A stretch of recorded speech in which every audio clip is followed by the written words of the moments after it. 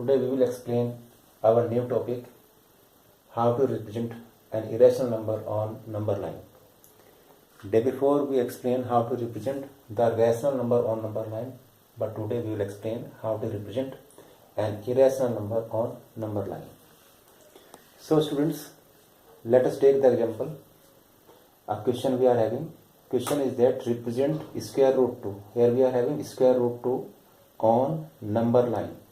Number line से हमारा मतलब क्या students? Number line means to से real number line. We are talking about real number line. So let's start the solution. How we have to start the solution here? Let's see. Let us consider root 2 because square root 2 को आपको represent करना है number line के ऊपर. तो हम सबसे पहले क्या काम करते हैं students?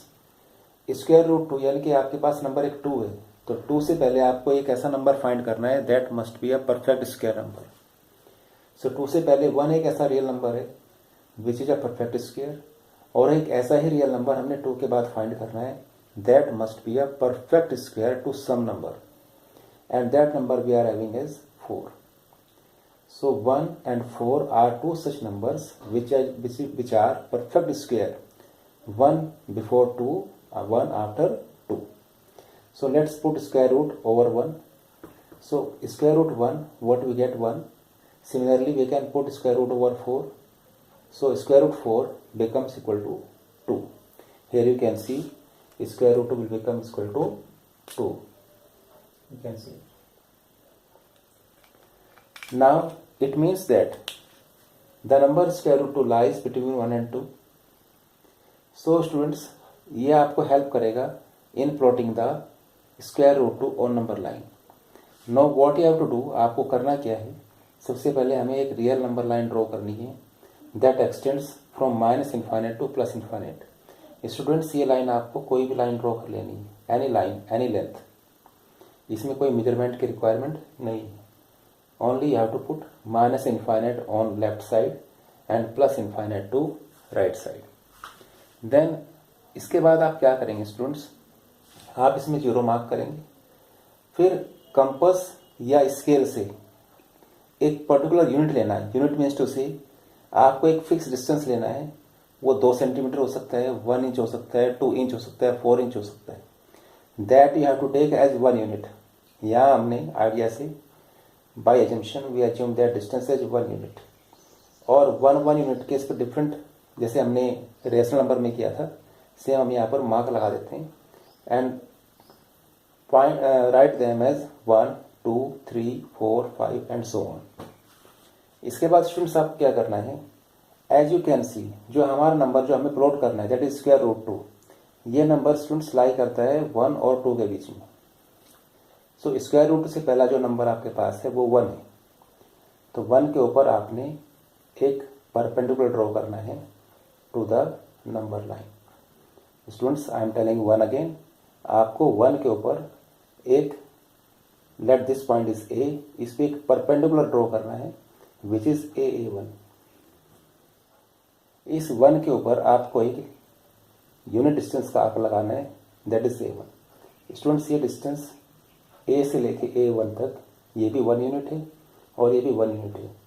OA1 and OA and AA1 must be of same distance that is equal to 1 unit. ये आपका क्या है? 1 यूनिट ये है और 1 यूनिट ये है.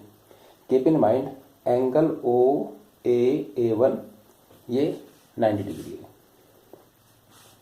इसके बाद स्टूडेंट्स आपको क्या करना है? We have to join O to A1. O को A1 से हमें ज्वाइन करना है. In this way we will get a triangle OAA1. This is a right triangle. ये राइट ट्राइंगल क्यों है? बिकॉज हमारे पास जो एंगल है OAA1 वो 90 डिग्री है, तो इसलिए हो गया right angle triangle.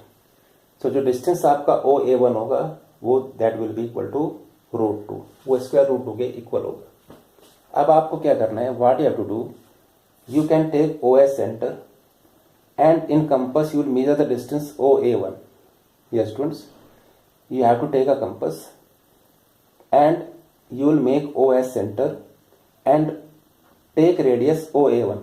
and mark an arc so that this arc cuts the given number line at a particular point. Let this point will be square root 2. So how we can verify that this point will be square root 2 or the distance OA1 will be square root 2. So students, we will use to verify this the Pythagoras theorem. Here is the verification. In right angle triangle OAA1 we have, you can see here, OA1 and AA1. OA equal to AA1 which is equal to 1 unit. You get my students? 1 unit. Now we will use the Pythagoras theorem. Pythagoras theorem says that square of hypotenuse equal to square of base plus square of perpendicular. Here in this case is OA is the base, AA1 is the perpendicular, and as the value is 1 unit, so we will replace the value of OA and AA1 and solve it. 1 square will be 1 plus 1 square will be 1. 1 plus 1 comes out to be 2. So what I will get, OA1 equal to 2, and from here I can conclude that OA1 equal to square root. So students, I can verify that the distance OA1 will be square root 2. So I can take this point as square root 2. So students, in this way we can represent any irrational number on the real number line. Thank you students for watching the video.